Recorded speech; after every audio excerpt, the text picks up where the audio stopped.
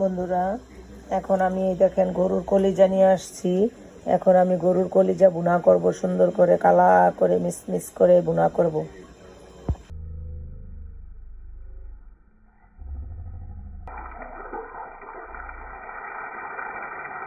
বন্ধুরা, পেঁয়াজটা লাল হয়ে গিয়েছে, এখন আমি একটু পানি দিয়ে দিচ্ছি।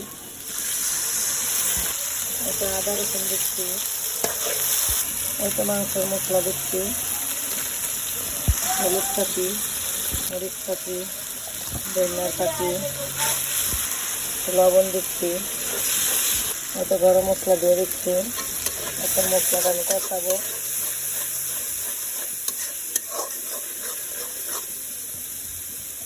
বন্ধুরা, মশলাটা কষে গেছে, এখন আমি কলিজাটি দিয়ে দিচ্ছি। বিসমিল্লাহ। এই সামান্য 2 টুকরা আলু দিয়েছি আমার ছেলের জন্য। এটা কলিজাটা লাগা দিয়ে দিচ্ছি। গরুর কলিজা আমার ছেলে, আমার স্বামী অনেক পছন্দ, আমার শাশুড়ি অনেক পছন্দ।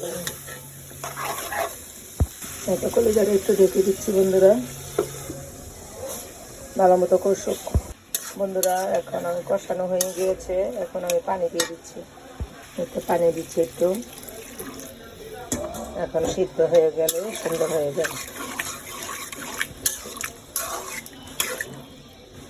বন্ধুরা, কলিজা ভুনাটা আমার হয়ে গিয়েছে। যদি ভালো লাগে লাইক এবং সাবস্ক্রাইব করে দিবেন।